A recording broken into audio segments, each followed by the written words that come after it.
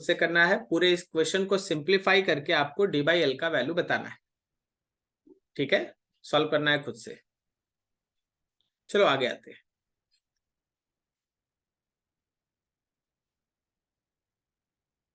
Figure shows a square loop ABCD with edge length A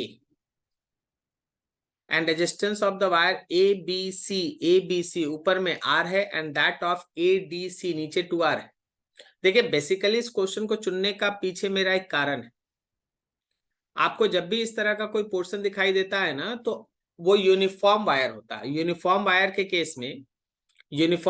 case में जो हम लोग करंट का डिस्ट्रीब्यूशन करते हैं वो रेजिस्टेंस के साथ हम लोगों का यूनिफॉर्मली चलता है, लेकिन यहाँ पे वायर यूनिफॉर्म नहीं है। सर क्वेश्चन में तो लिखा है कि sir loop assuming uniform wire. आप क्वेश्चन में बोल ही रहा है यूनिफॉर्म वायर, फिर भी आप बोल रहे हैं कि यूनिफॉर्म वायर नहीं है, वो कैसे? देखिए मेरे बोलने के पीछे का मेन कारण क्या है ना, कि यहाँ देखिए ऊपर वाला पोर्शन जो एबीसी है उसका रेजिस्टेंस आर है। मतलब ये है कि यहां से अगर ऊपर वाले पोर्शन को एक रेजिस्टर के तरह दिखाओगे तो वो आर है, और नीचे वाले पोर्शन को अगर एक रेजिस्टर की तरह दिखाओगे तो ये रेजिस्टेंस 2R है। अब बताइए दोनों जगह लेंथ सेम है तो फिर रेजिस्टेंस अलग कैसे हो सकता है? एक ही तरीका है कि वायर है ना सेम नहीं हो, वायर एक जैसा नहीं हो। फिर भी इस क्वेश्चन में यूनिफॉर्म वायर लिखा है, इसलिए हम आपको बोल रहे हैं कि इस पे फोकस रहिएगा। तो अब देखिए होगा क्या ना, कि जो टोटल करंट आई आया है ना वो इस पॉइंट पे जाके दो भाग में डिवाइड होगा। आप याद कीजिए रेजिस्टेंस का पैरेलल। तो ऊपर वाले में अगर करंट मेरा I1 गया, नीचे वाले करंट में I2 गया। अगर आप I1 लिखना चाहते हो तो टोटल करंट लो, उसको R प्लस 2R से डिवाइड करो और मल्टीप्लाई करो 2R से इनवर्सली। तो आपके इस I1 का वैल्यू हो गया 2I/3। आपके इस I1 का वैल्यू हो गया 2I/3। और अगर आप I2 निकालना चाहते हो, टोटल करंट I लो, नीचे फिर से R प्लस 2R से डिवाइड करो, लेकिन इस बार मल्टीप्लाई करो R से, तो आपके करंट का वैल्यू हो गया I/3। तो भाई यहाँ पे रेजिस्टेंस के साथ आपको सोच समझ के करंट को डिस्ट्रीब्यूट करना है। ऊपर वाले पोर्शन में जो करंट भेज रहे हो वो है 2I/3, और नीचे वाले पोर्शन में जो करंट भेज रहे हो वो है I/3, और फिर दोनों इस पॉइंट पे मिलेगा और बाहर आ जाएगा। तो यहां तक करंट डिस्ट्रीब्यूशन था, ये अभी तक करंट इलेक्ट्रिसिटी था, अभी मैग्नेटिज्म आया नहीं। हम लोग को क्या करना है, find the magnetic field B at the centre. मतलब यहाँ पे कोई एक सेंटर मान लेना सपोज O, और वहां पे नेट मैग्नेटिक फील्ड निकालना है। अब आप आइए, करंट का डिस्ट्रीब्यूशन तो हो चुका, अब हम लोग काम करते हैं अपना मैग्नेटिक फील्ड निकालने का।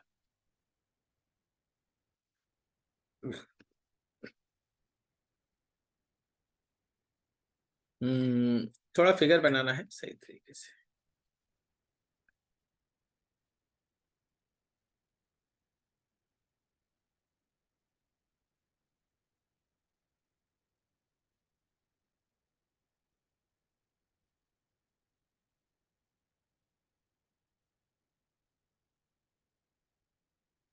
एज्यूमिंग कि लगभग ये स्क्वायर के फॉर्म में है।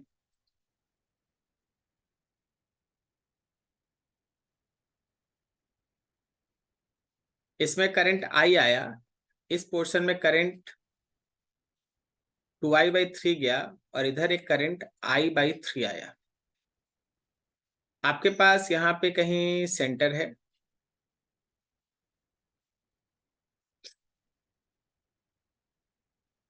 हम तो बस ये बोलेंगे कि यहां से यहां तक इसको मिलाओ, और इस वायर के कारण करंट निकालो। ये फिर से परपेंडिकुलर बाइसेक्टर होगा। अभी देखो अगर तुम देख रहे हो ये एज लेंथ ए है, एज लेंथ ए है, तो ये एंगल 45 डिग्री आएगा। तो क्या ये A/√2 आएगा? बिल्कुल आएगा A/√2। और आपका दोनों तरफ का एंगल 45 ही बनेगा। तो हम लोग एक सेक्शन के कारण देखिए ना, नाम लिख देते हैं, 1 लिख देते हैं, इस पोर्शन को 2 लिख देते हैं, इस पोर्शन को 3 लिख देते हैं, इस पोर्शन को 4 लेते हैं। तो अगर हम मैग्नेटिक फील्ड 1 पोर्शन का लिखें तो हम लोग लिखेंगे μ0/4π 2I sin φ में 45 लिखें, और नीचे डिस्टेंस लिखे, डिस्टेंस में हम लोग A/√2 लिखे। ठीक है। हाँ, लेकिन आई क्या लेंगे, तो हम I1 लेंगे, जो ऊपर की तरफ जाने वाला करंट I1 है वो लेंगे। तो मेरे V1 का वैल्यू हो गया μ0/4 टू I1 के जगह पे, I1 के जगह पे 2I/3, sin 45 के जगह पे 1/√2, और नीचे है A/√2। ये √2 से √2 कटा, आपके पास ये वैल्यू हो गया हम लोगों का, B1 हो गया हम लोगों का μ0/4 2I और 2I दैट इज 4I/3A। ये मेरा B1 है, ये मेरा B1 है। सिमिलरली हम लोग B2 निकाल सकते हैं, जो हमारा B1 आएगा वही हमारा B2 भी आएगा, और दोनों का वैल्यू है हम लोग का μ0/4 4I/3A। और दोनों ही अगर तुम राइट हैंड रूल लगाओगे, ऐसे पकड़ोगे तो तुम्हारा फिंगर अंदर जाएगा, इसका मतलब ये दोनों मैग्नेटिक फील्ड अंदर है, ये दोनों मैग्नेटिक फील्ड अंदर है। अब सिमिलरली आप है ना B3 और B4 के लिए काम करें। देखिए भाई, B3 और B4 होगा दोनों बराबर, और एकदम सिंबल सेम कंडीशन से ये भी परपेंडिकुलर बाइसेक्टर का कंसेप्ट होगा 2I, जो इधर I फ्लो कर रहा, मान लो I2 नाम दे दे, इसको I2 नाम दे दे, 2I2, फिर से वही sin 45, और नीचे वो परपेंडिकुलर डिस्टेंस आएगा A/√2। तो आपका ये वैल्यू होगा μ0/4 टू, करंट के जगह पे लिखेंगे हम लोग I/3, sin 45 1/√2, और नीचे है A/√2, दोनों √2 कटा, तुम्हारा ये वैल्यू हो गया μ0/4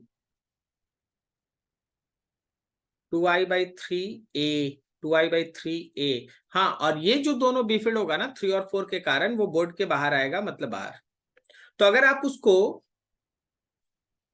नेट फील्ड निकालना चाहते हो, बी नेट निकालना चाहते हो, तो देखो B1 और B2 इन दोनों का सम कर लो, क्योंकि ये दोनों एक तरफ था सेंटर पे, और उसमें से B2 और B3 का जो सम है, सॉरी B3 और B4 का जो मैग्नेटिक फील्ड का सम है उसको माइनस कर लो, क्योंकि ये दोनों था बोर्ड के अंदर और ये दोनों है बोर्ड के बाहर। आराम से सब्स्टिट्यूट करके अपना देख लीजिएगा, वही आपका आंसर आएगा।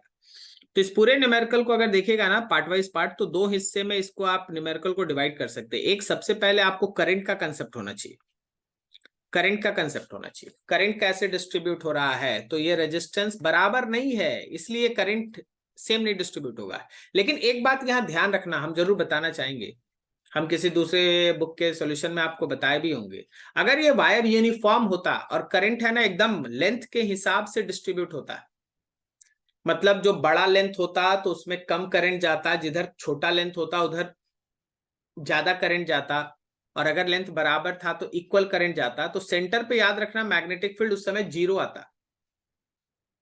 मेरे कहने का मतलब क्या है, मेरे कहने का मतलब कुछ पॉइंट्स है जिसको आपको देखना और समझना चाहिए। देखिए,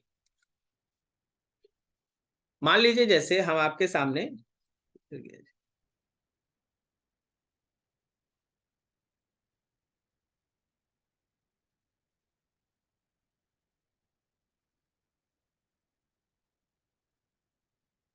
मान लीजिए हम आपके सामने एक ऐसा लूप बनाते हैं,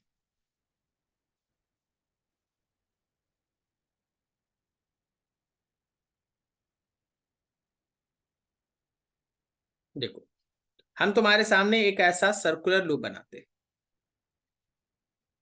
हम तुम्हारे सामने ऐसा एक स्क्वायर लूप बनाते हैं, हम तुम्हारे सामने हम कुछ ऐसा बता रहे जो बहुत फेमस ऑब्जेक्टिव कंटेन करता है, तो इस पे समय देके आप समझिए थोड़ा। अब देखिए, मान लीजिए मेरे पास सर्कुलर लूप है, इसमें करंट एक तरफ से एंटर किया, एग्जैक्टली इसका लाइन ऑफ एक्शन सेंटर की तरफ जाता है, और फिर करंट कहीं से निकल गया। ये बहुत इंपॉर्टेंट ऑब्जेक्टिव है, ध्यान रखो। करंट आई इंटर किया, आई ही करंट बाहर निकल गया, और ये जो बीच का एंगल है वो थीटा है। अब देखो दोनों पोर्शन में जो करंट का डिस्ट्रीब्यूशन हुआ वो लेंथ के हिसाब से हुआ है, जिधर छोटा लेंथ था उधर बड़ा करंट गया, जिधर बड़ा लेंथ था उधर कम। तो एकदम तय रखना कि सेंटर पे नेट बी फील्ड 0 आएगा, अब देखिए ये स्क्वायर, ठीक है, स्क्वायर में इस स्क्वायर में करंट इधर से एंटर किया, लाइन ऑफ एक्शन सेंटर पे है, और फिर यहां से करंट ऐसे बाहर आ गया। लेकिन इस बार जो वायर है वो यूनिफॉर्म है, तो टोटल करंट जो जाएगा ना, उसका आधा करंट इधर से जाएगा और आधा करंट इधर से जाएगा। और याद रखना इस बार भी अगर आप सेंटर पे बी फील्ड निकालोगे ना, सेंटर पे बी फील्ड निकालोगे, दैट कम्स टू बी 0, ये बी फील्ड 0 आएगा। इवन मेरे पास स्क्वायर ही है, मान लीजिए मेरे पास स्क्वायर है, मेरे पास स्क्वायर और करंट ऐसे इंटर किया, देखो कैसे इंटर किया, इधर से इंटर किया ऐसे, और इधर से ऐसे बाहर आ गया, ये पोर्शन पकड़ के ऐसे बाहर आ गया, आई इंटर किया था। अब देखो ऊपर वाले हिस्से में 3 पार्ट है जिसका रेजिस्टेंस है, तो ऊपर कम करंट जाएगा और नीचे ज्यादा करंट जाएगा। पता है कितना करंट जाएगा? इधर जाएगा 3I/4 और ऊपर जाएगा I/4। ये तब हो सकता है जब वायर यूनिफॉर्म हो। तो इस केस में भी अगर आप सेंटर पे बी फील्ड निकालिएगा ना, तो वो आपका सेंटर का बी फील्ड इस केस में भी 0 आएगा।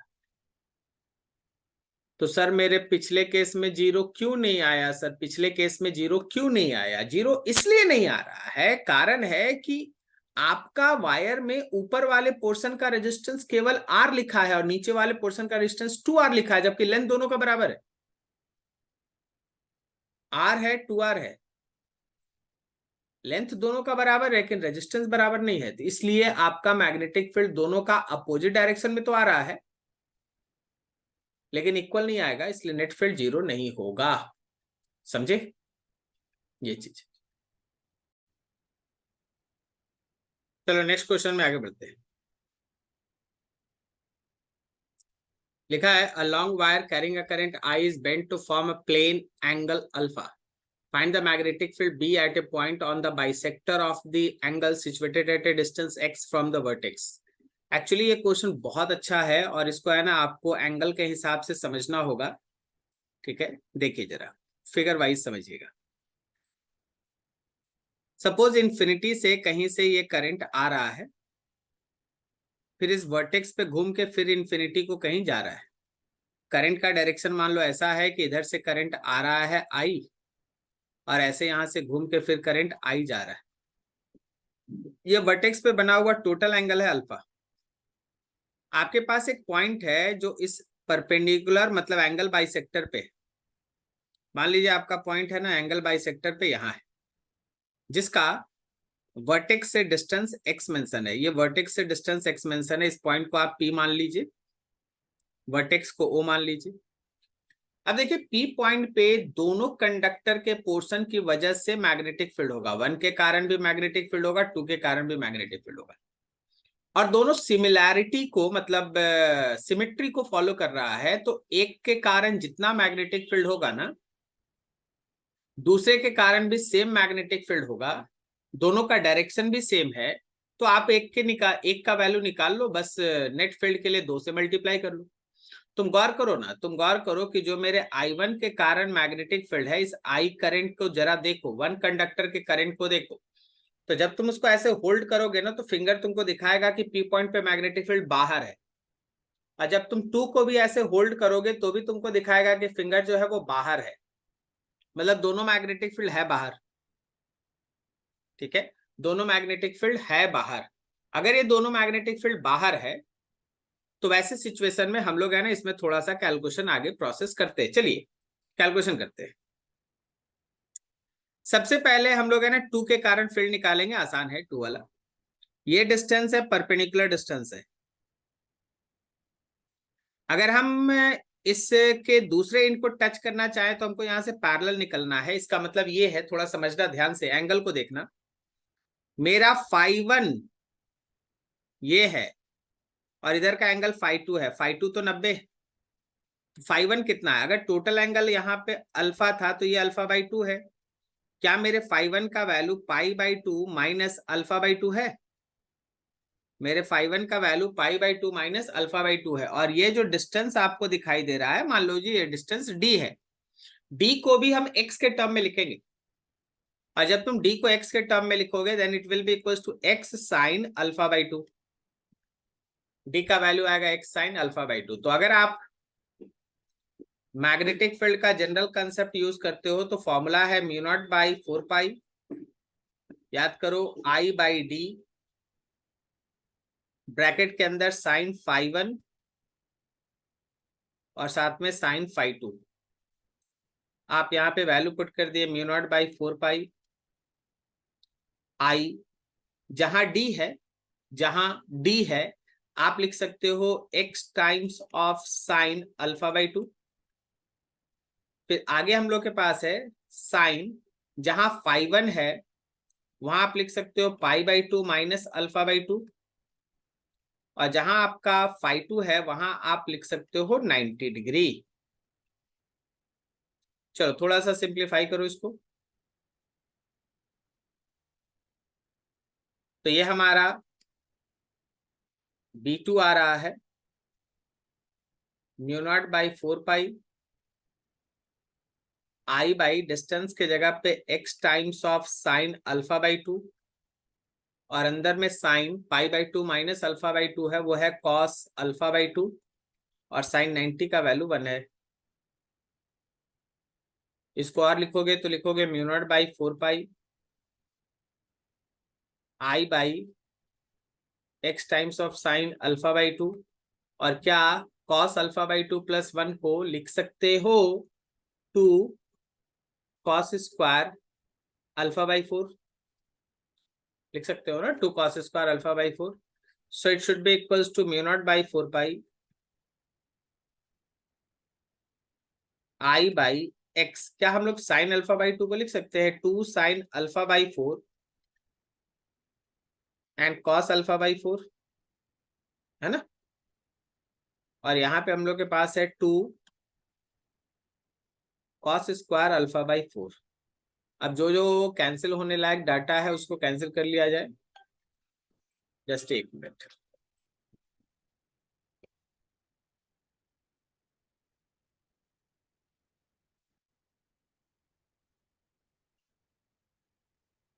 एक मिनट एक मिनट।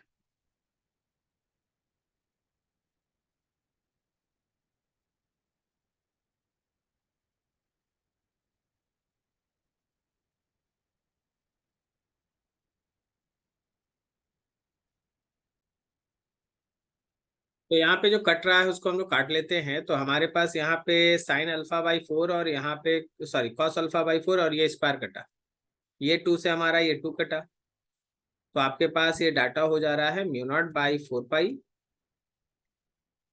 आई, ऊपर में cos alpha 4 cos alpha by 4, और नीचे है आपके पास x times of sine alpha by 4। आप चाहेंगे तो इसको कॉट भी लिख सकते हैं mu naught by 4 pi I by x, और ये हम लोग के पास रहा कॉट अल्फा बाई 4। याद रखिए ये मैग्नेटिक फील्ड केवल एक कंडक्टर का है, एकदम सेम वैल्यू मेरे सेकंड कंडक्टर का भी आएगा। तो अगर हम बी नेट निकालना चाहते हैं उस पॉइंट P पे, तो जो मेरा B1 और B2 है दोनों को ऐड करना है और दोनों का वैल्यू भी सेम है। एक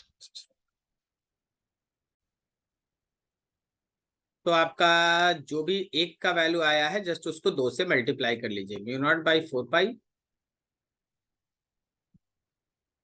आई by x cot alpha by 4। ठीक है, ये वैल्यू आएगा। चलो बढ़िया, थोड़ा आगे बढ़ो। फोन कॉल्स, काम, रिकॉर्डिंग सब एक साथ लिखा है। Regular polygon of n sides is formed by bending a wire of total length 2 pi r which carries a current I. If find the magnetic field be at the center of the polygon by letting n tends to infinity, deduce the expression for the magnetic field at the center of the circular current. ठीक है, जरा ध्यान से, है तो polygon का concept है लेकिन आपका बनना एकदम आसान तरीके से है। जरा ध्यान से देखिएगा और समझिएगा।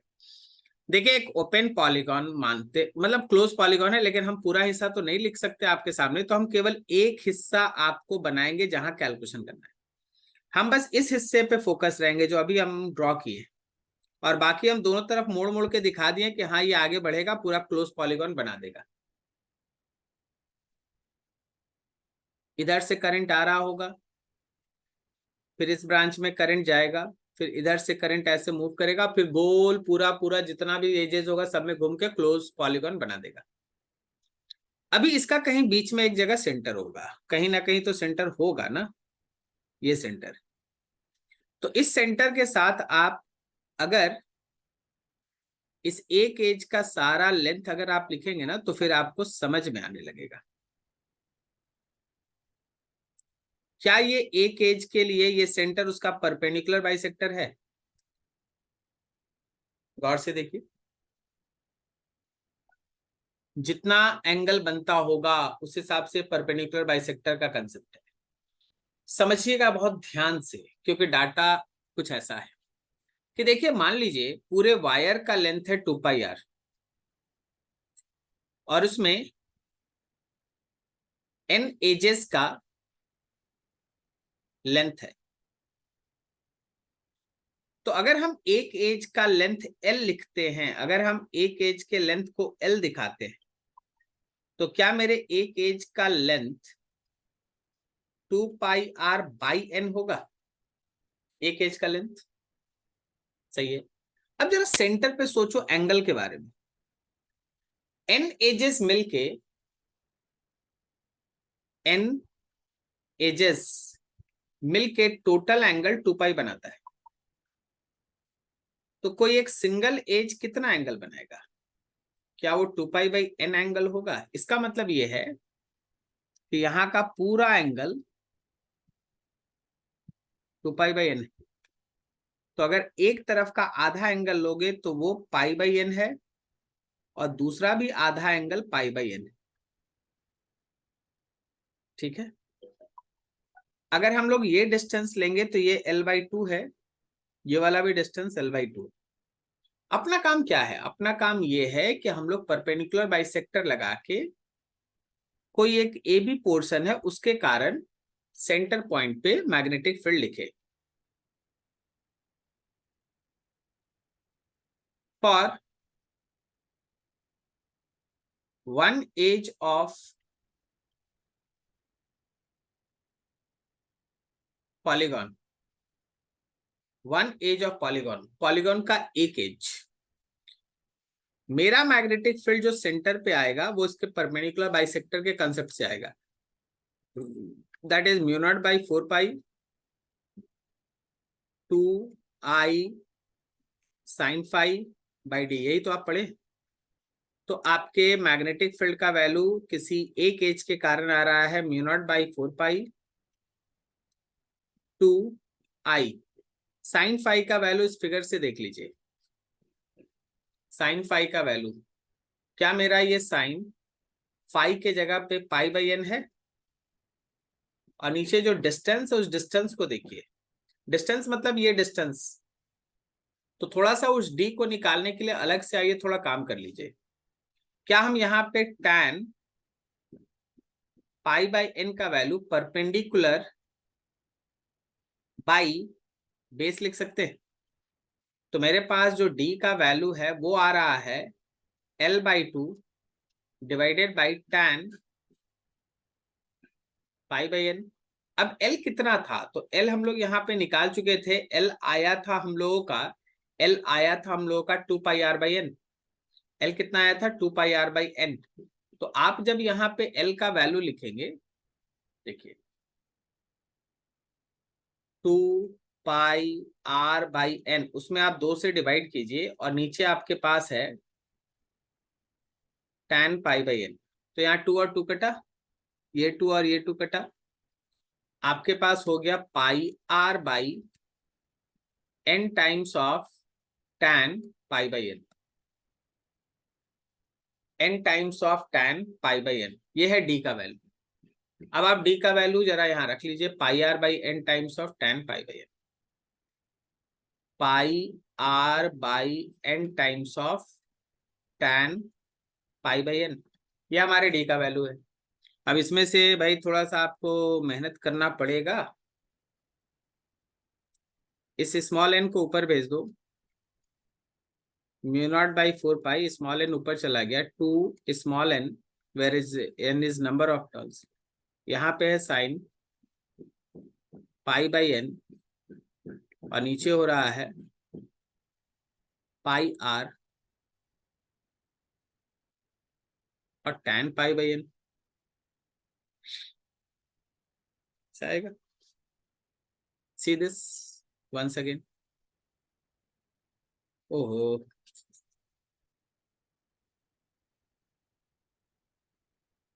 नीचे है ना n times of tan pi by n, tan pi by n नीचे है भाई।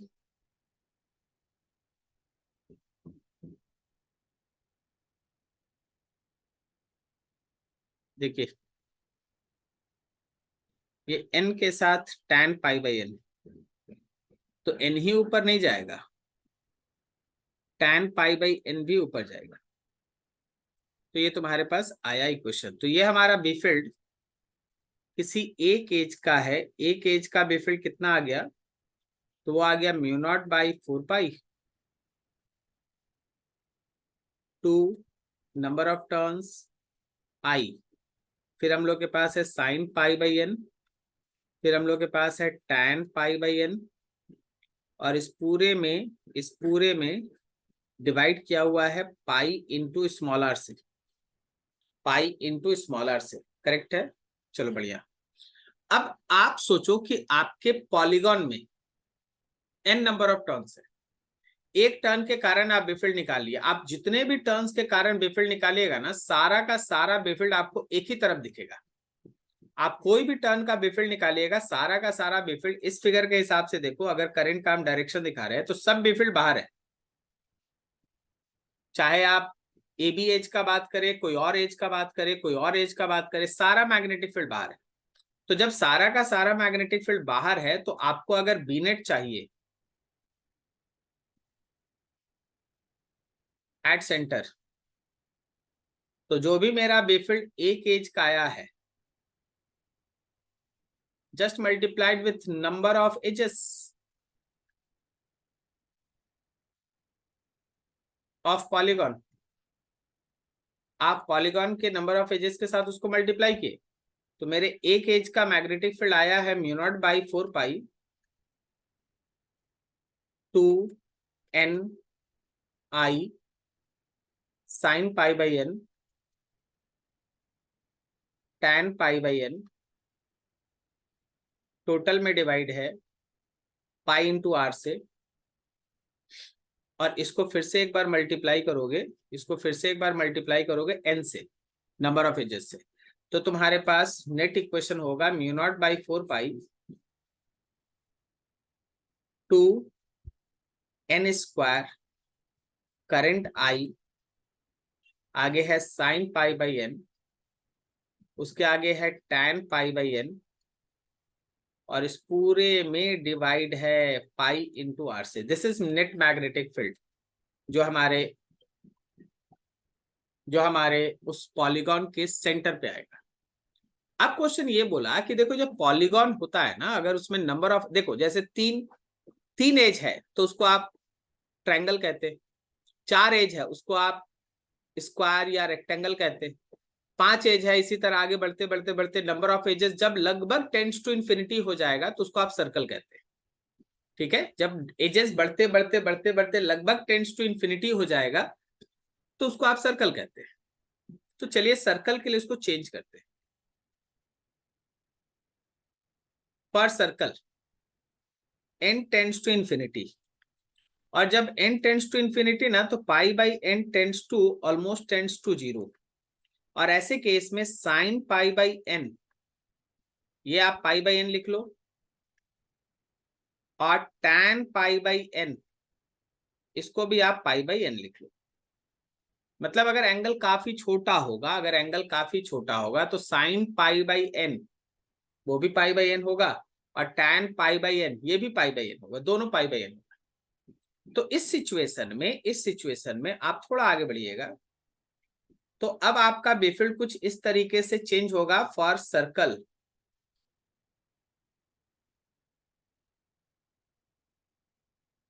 फॉर सर्कल आपका वी फील्ड होगा म्यू नॉट बाई 4 पाई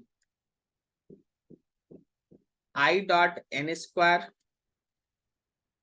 फिर क्या था भाई 2 था, साइन पाई बाई एन के जगह पे pi by n, tan pi by n के जगह पे पाई बाई एन, और नीचे आपके पास है पाई इंटू आर।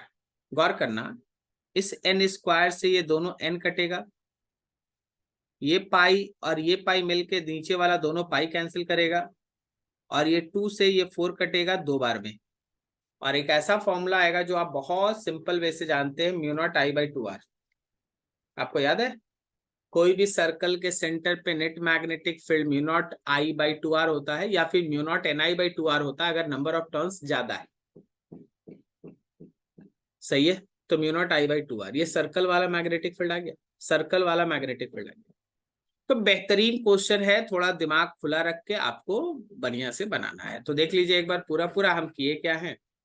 हम किए ये हैं कि सबसे पहले एक एज के कारण जो मैग्नेटिक फील्ड था उसको अच्छे से कैलकुलेट किए, और उसमें हम ध्यान रखें कि भाई ये परपेंडिकुलर बाइसेक्टर। अब देखिए आपको क्यों परपेंडिकुलर बाइसेक्टर को अलग से पढ़ाया गया था, कारण ये था कि ये सारे न्यूमेरिकल में उसका यूज, मैग्नेटिक फील्ड निकाले और फिर आगे धीरे धीरे धीरे धीरे जैसे जैसे चलते गया, सारे एजेस के कारण एक ही डायरेक्शन में था, सबको जोड़े, फिर वहां से फिर आगे बढ़े, अगर n टेंड्स टू इन्फिनिटी है तो कैसे मॉड्यूलेट करना है उसको लेके चलना है। सही है, बिल्कुल सही। थोड़ा सा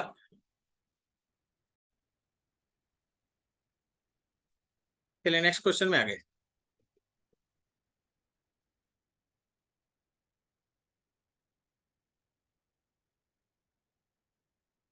देखा two parallel wire separated by distance of 10 centimetre carries current of 10 ampere and 40 ampere along the same direction.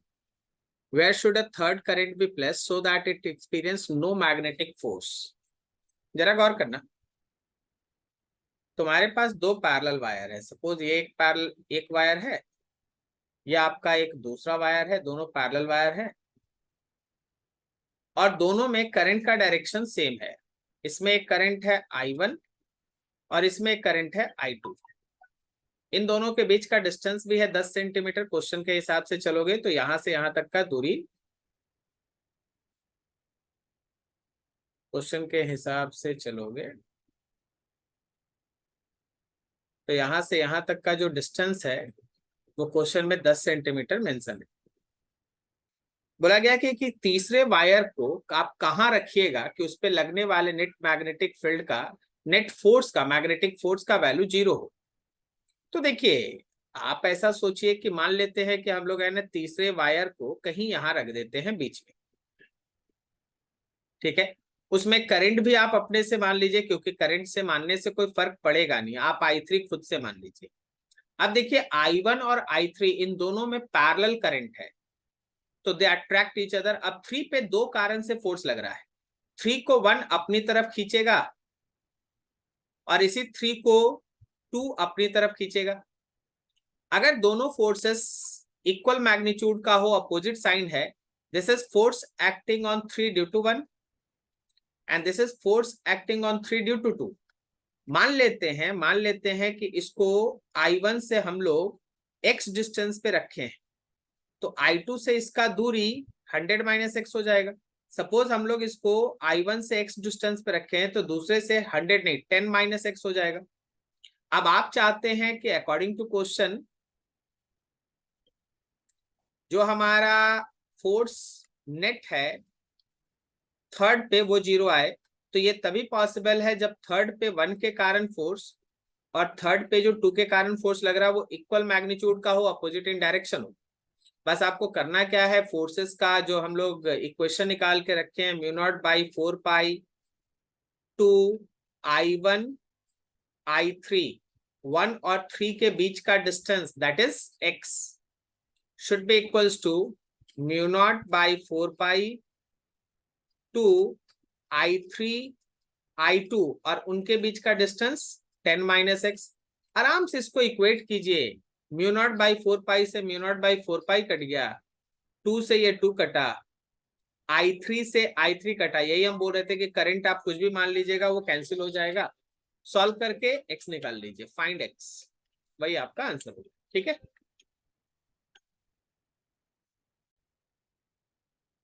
तो x यहां से आप फाइंड आउट कर लीजिए, वही तुम्हारा आंसर होगा। ठीक है, चलो आगे बढ़ते हैं। ऊपर में हम बोले थे कि करंट I3 कुछ भी ले लीजिएगा, कोई फर्क नहीं पड़ेगा। अगर आप डायरेक्शन भी उल्टा ले लेते ना तो भी कोई फर्क नहीं पड़ता। सही है, तो थोड़ा सा एक बार दिमाग दौड़ा के देखिएगा, वो सब आपका आंसर आएगा। क्वेश्चन नंबर 12 में लिखा है, a long straight wire is fixed horizontally and carries a current of 50 ampere, fixed horizontally and carries a current of 50 ampere. A second wire having linear mass density, मतलब mass per unit length उसका इतना दिया हुआ, is placed parallel to and directly above this wire at a separation of 5 cm. What current should this second wire carry such that the magnetic repulsion can balance its weight? Think about the direction. अगर तुम direction सोच पाए तो answer है। देखो, ये मेरे पास एक इनफाइनाइट लॉन्ग वायर है, बहुत लंबा, और इसके ऊपर एक छोटा सा वायर यहां रखा हुआ है। नीचे वाले इनफाइनाइट लॉन्ग वायर में जो करंट फ्लो कर रहा है वो 50 एम्पियर का है, और यहां से यहां तक का दूरी क्वेश्चन में 5 मिलीमीटर दिया हुआ है। ऊपर वाला जो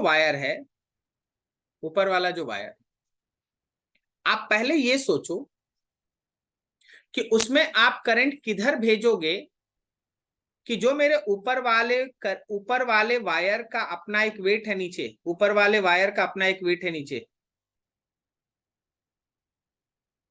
अगर ये वायर आप चाहते हो कि हवा में सस्पेंडेड रहे, तो इसका जो अपना वेट है नीचे वो ऊपर वाले BIL, मतलब जो मैग्नेटिक फोर्स होगा उससे बैलेंस होना चाहिए। तो मैग्नेटिक फोर्स ऊपर आना चाहिए। ये तभी पॉसिबल होगा जब आप इस छोटे से वायर में करंट सेकेंड अपोजिट डायरेक्शन में भेजोगे, तभी दोनों एंटी पैरेलल करंट है और आपका मैग्नेटिक फोर्स इस पे ऊपर की तरफ लगेगा। मैग्नेटिक फोर्स इस पे ऊपर की तरफ लगेगा। अगर इसका L लेंथ है तो नीचे में जो mg आएगा वो ऊपर वाले मैग्नेटिक फोर्स के साथ बैलेंस होगा। ठीक है, हम लोग को क्या निकालना है? हम लोग को निकालना what current should this second wire carries, मतलब हम लोग को ये I2 का वैल्यू कितना होगा ये निकालना है। तो according to question, for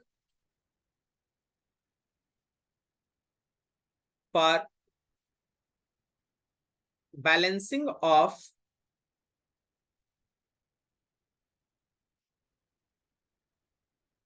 weight of wire with magnetic force, for balancing of weight of wire with magnetic force, क्या हम वायर का जो वेट है वो ऊपर वाले मैग्नेटिक फोर्स से ऐसे बैलेंस करके दिखाएं? इक्वेशंस को लिखते चलो। यहाँ पे हम mg लिखेंगे और यहाँ पे हम लिखेंगे, देखो, पर यूनिट लेंथ लगने वाला फोर्स होता है μ0/4 to I1 I2 by distance d, और अगर उसका लेंथ है L, तो तुम जरा m के नीचे L को ले आओ, L को ले आओ लेफ्ट हैंड साइड में, μ0/4 टू I1 I2, और नीचे का डिस्टेंस हम लोग का d। क्वेश्चन में अगर गौर करोगे ना तो तुमसे मास पर यूनिट लेंथ दिया गया है। यहाँ देखो, यहाँ दिया है, लिखा है linear mass density. Linear mass density का मतलब मास पर यूनिट लेंथ लिखा है। कितना है? 1 × 10⁻⁻⁴। 1 × 10⁻⁻⁴। तो आपके पास यहाँ पे डाटा आ गया 1 × 10⁻⁻⁴। जी का वैल्यू आप इजी के लिए 10 ले सकते हैं। यहाँ μ0/4 हो गया 10⁻⁻⁷। टू I1 का वैल्यू हो गया 50 एम्पियर। I2 का वैल्यू आपको निकालना है और डिस्टेंस था 5 मिलीमीटर, तो 5 × 10⁻³ मीटर। आराम से सॉल्व करके I2 निकाल दीजिए, आंसर आएगा। तो यहाँ का कंसेप्ट ये था कि एंटी पैरेलल करंट में रिपल्सन होता है, और अगर एक वायर नीचे है, इसके ऊपर दूसरा वायर है, और दोनों में एंटी पैरेलल करंट भेजेंगे तो इस पे जो रिपल्सन काम करेगा वो इसके वेट को बैलेंस करेगा। इस पे जो रिपल्सन काम करेगा वो उसके वेट को बैलेंस करेगा। अगर रिपल्सन, मैग्नेटिक रिपल्सन और वेट बैलेंस हो जाए तो नेट फोर्स जो काम करेगा वो 0 आ जाएगा और वहां से कैलकुलेशन हुआ। ठीक है, चलो बढ़िया, थोड़ा और आगे बढ़ो।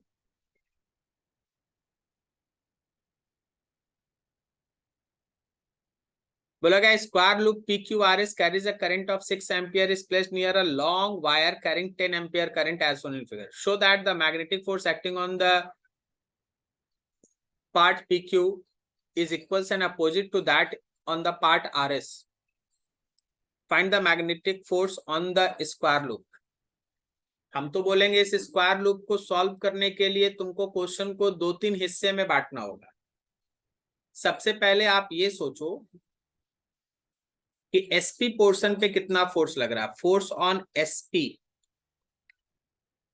सीधा सीधा फॉर्मूला होगा PIL। देखिए हम लोगों का बेफिल्ड होगा वायर का,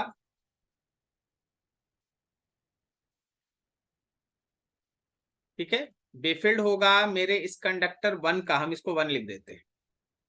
बेफिल्ड होगा 1 का, करंट होगा लूप का, लूप मतलब SP का, और लेंथ भी होगा SP का।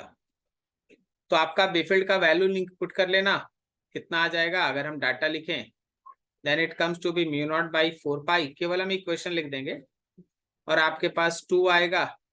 करंट इसके अंदर जो फ्लो करने वाला करंट है उसको आप I1 मान ले और इसमें जो फ्लो करने वाला करंट है उसको I2 मान ले आप। तो करंट I1 और दोनों के बीच का distance that is 1 centimetre, 1 into 10 to the power -2 metre, mu naught by 4 pi 2I/d। अब आप करंट SP में ले लो, करंट 2 ले लो आप, और फिर आप लेंथ SP का ले लो। मान लो उसका लेंथ क्वेश्चन में 2 सेंटीमीटर दिया है तो 2 into 10 to the power -2 metre. चले भाई, ये है फोर्स ऑन SP। हमसे जरा सोच के बताइए कि इसका डायरेक्शन किधर है। क्या SP का जो I2 करंट है और जो I1 करंट है they are anti parallel. Anti parallel होने से इसका डायरेक्शन राइट की तरफ है, रिपल्सन होगा। ये SP पे लगने वाला जो फोर्स आ रहा है हमारा, वो फोर्स हमारा रिपल्सिव होगा, SP फोर्स रिपल्सिव होगा। आप यहाँ पे वेक्टरली अगर दिखाना चाहें तो आप क्षण भर के लिए इसको आई कैप के साथ दिखा लीजिए, कैलकुलेशन आप कर लीजिएगा। I1 और I2 का वैल्यू पुट करना है, कैलकुलेशन आ जाएगा।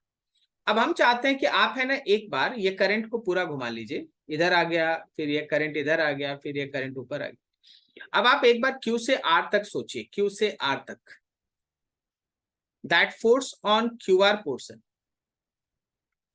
फिर से आपको बेफिल्ड तो 1 का लेना पड़ेगा, करंट 2 का लेना पड़ेगा और लेंथ आपको 2 का लेना पड़ेगा, करंट 2 का।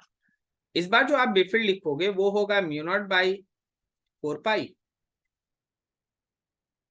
2I1 और डिस्टेंस हो जाएगा 1 और +2 सेंटीमीटर, दैट इज 3 सेंटीमीटर। तो 3 इंटू 10 टू द पावर -2 हो जाएगा।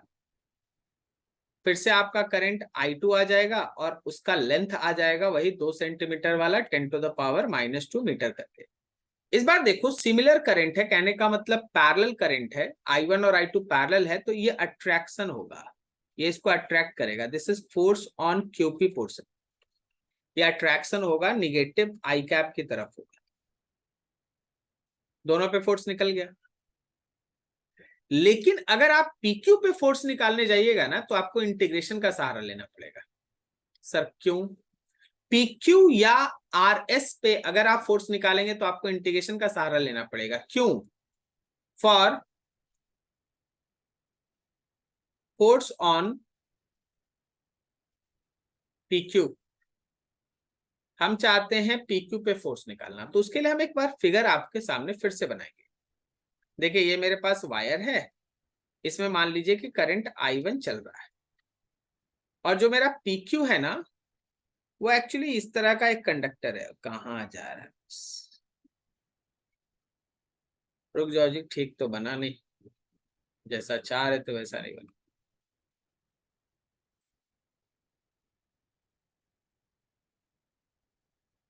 हम्म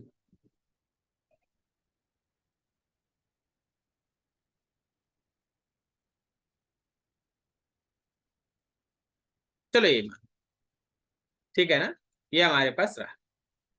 अब देखो ये वाला एंड जो था वो यहां से इसका दूरी 1 सेंटीमीटर है, और यहां से लेके यहां तक का दूरी 3 सेंटीमीटर है। ठीक है, हम लोग क्या करेंगे, हम लोग एक्चुअली इस वायर से जब हम लोग दूर जाएंगे ना, तो इस वायर से समझना कि हमारा जो मैग्नेटिक फील्ड है वो तो डिस्टेंस का फंक्शन है, वो तो डिस्टेंस के साथ वायर का जो अपना मैग्नेटिक फील्ड होता है वो तो डिस्टेंस का फंक्शन है। जैसे जैसे तुम इस वायर से दूर जाओगे मैग्नेटिक फील्ड इंडक्शन का वैल्यू घटेगा। तो आपका काम ये होगा, थोड़ा देखिएगा पहले तो सिस्टम बन जाने दीजिए। हाँ ये देखिए, ये 1 सेंटीमीटर है, ये 3 सेंटीमीटर है, इस एंड का नाम P है, इस एंड का नाम Q है। हम्म मेरा जो वायर का मैग्नेटिक फील्ड होता है, स्ट्रेट वायर का जो मैग्नेटिक फील्ड होता है, फॉर्मूला देख लो, μ0/4 पाई होता है, और फिर 2I डिस्टेंस होता है वायर से जो डिस्टेंस है। मान लीजिए हम वायर से डिस्टेंस x रखते हैं, तो ये मैग्नेटिक फील्ड x है। इसका मतलब ये है ना कि इवन इसमें कोई करंट I2 मेरा फ्लो कर रहा है तो भी इसके हर एक पोर्शन पे जो एग्जिस्टिंग मैग्नेटिक फील्ड है वो अलग अलग मैग्नेटिक फील्ड है, और अलग अलग मैग्नेटिक फील्ड होने से बेफील्ड बदलेगा, बेफील्ड बदला फोर्स बदलेगा। तो आपको कैलकुलस का सहारा लेना पड़ेगा। क्या करना पड़ेगा, एक्स डिस्टेंस अवे इसमें एक छोटा सा पोर्शन कट करना पड़ेगा जिसका लेंथ होगा dx। तो उस एलिमेंट्री पोर्शन पे फॉर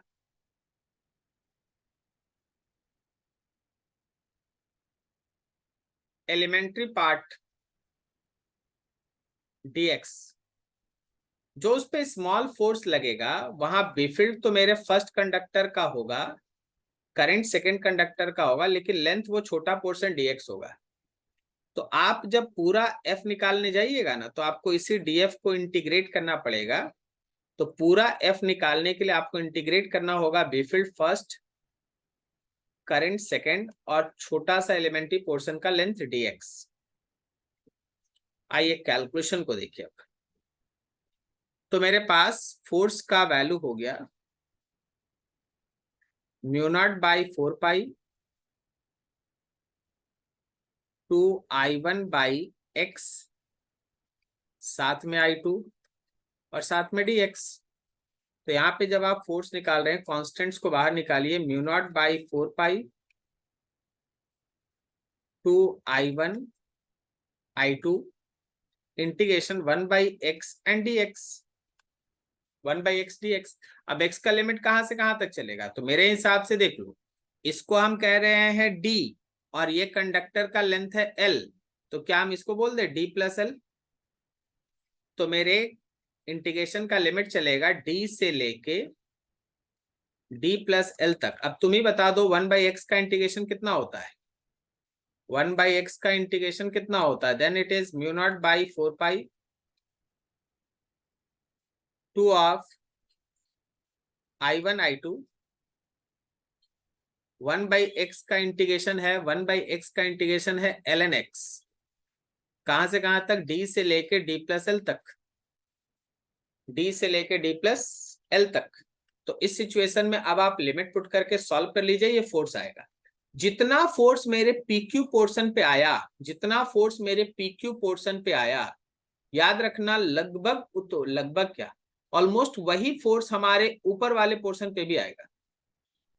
PQ पोर्शन पे जो फोर्स तुम निकाले उसका डायरेक्शन ऊपर है, this is force on PQ। अपना राइट हैंड रूल यूज करो, फोर्स ऊपर आएगा। और RS पे इक्वल मैग्नीट्यूड का फोर्स लगेगा लेकिन नीचे लगेगा, this is force on RS। अगर आप उस लूप को बहुत ध्यान से देखिएगा ना, तो मैग्नीट्यूड तो निकालना हम सिखा चुके हैं। आप अगर इस लूप को ध्यान से देखिएगा तो इसके चारों ब्रांच पे फोर्सेस निकल गया। अगर हम इस लूप पे लगने वाला नेट फोर्स लिखते हैं, तो कहानी के हिसाब से इस पे जो चारों फोर्सेस लग रहा है, एक फोर्स लग रहा है SP पर, एक फोर्स लग रहा है PQ पे, एक फोर्स लग रहा है QR पे, एक फोर्स लग रहा है RS पर।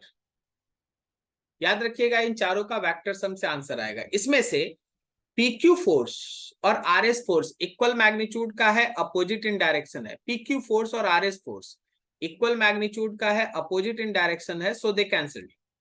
तो आपका नेट फोर्स जो बचेगा वो होगा SP का फोर्स और वो होगा QR का फोर्स, दोनों का सम।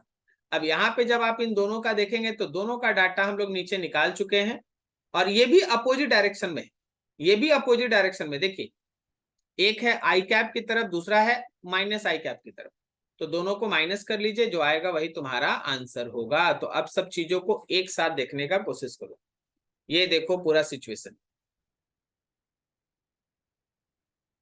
थोड़ा और छोटा कर दे, पूरा दिखना जरूरी है। हाँ अब देखिए सबसे पहले SP पे फोर्स निकालें, वो आई कैप की तरफ आया। फिर हम लोग QR पे फोर्स निकाले, वो माइनस आई कैप की तरफ आया। दोनों का मैग्नीट्यूड सेम नहीं है इसलिए जीरो नहीं होगा। फिर हम लोग PQ पे फोर्स निकाले। अब PQ पे फोर्स निकालने के लिए हम लोग कैलकुलस का सहारा लिए। इसी तरह अगर हम RS पे भी फोर्स निकालेंगे तो उसमें भी कैलकुलस लगेगा और सेम मैग्नीट्यूड आएगा, लेकिन डायरेक्शन अपोजिट है। इसलिए आपको ऊपर बताया गया कि PQ का फोर्स और RS का फोर्स का मैग्नीट्यूड सेम है, डायरेक्शन अपोजिट है, so they cancelled out each other, cancel हो गया।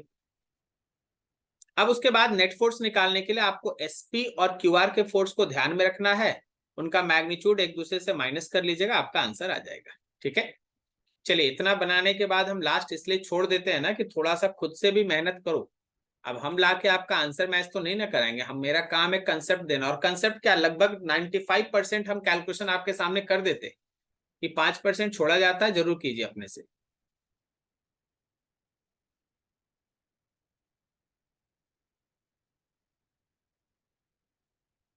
लिखा है, electron makes 3 × 10⁵ revolution per second in a circle of 0.5 angstrom radius. Find the magnetic field B at the centre of the circle. देखिए कभी भी किसी circle के सेंटर पे अगर मैग्नेटिक फील्ड निकालना है तो फॉर्मूला है μ0I/2r। अब ये I लिखने का मतलब होता है, I लिखने का मतलब होता है चार्ज बाय टाइम। ठीक है, चार्ज बाय टाइम। देखो अकॉर्डिंग टू क्वेश्चन अगर चलोगे तो तुम्हारा चार्ज एक इलेक्ट्रॉन का चार्ज है विच इज 1.6 × 10⁻⁻19। लेकिन टाइम लिखने के लिए वहां पे रेवोल्यूशन पर सेकंड दिया हुआ है, रेवोल्यूशन पर सेकंड, रेवोल्यूशन पर सेकंड दिया हुआ है, जिसको आप फ्रीक्वेंसी कहते हैं, और ये 1/t होता है। तो अगर आपको टाइम चाहिए, चलो ना 1/t ही तो चाहिए, तुम यहाँ देख लो ना, ये देखो ये 1/2t ही है ना, तो μ0/2 Q into frequency by radius. तो बस आप है ना सीधा रेवोल्यूशन जो 1/t था उसी के जगह पे वैल्यू पुट करके आराम से सॉल्व कीजिए, आंसर आएगा। ये देखिए इसका वैल्यू कितना मेंशन है, 3 × 10⁵ रेवोल्यूशन। आप आराम से ये डाटा पुट कीजिए, सॉल्व कीजिएगा, आंसर आ जाएगा। ये आपका μ0 का वैल्यू हो गया 4π × 10⁻⁻7, नीचे 2 है। इलेक्ट्रॉन का चार्ज हो गया 1.6 × 10⁻⁻19। फ्रीक्वेंसी आपका 3 × 10⁵ नीचे आपके पास है रेडियस 0.53 एंगस्ट्रॉम, 10⁻⁻10।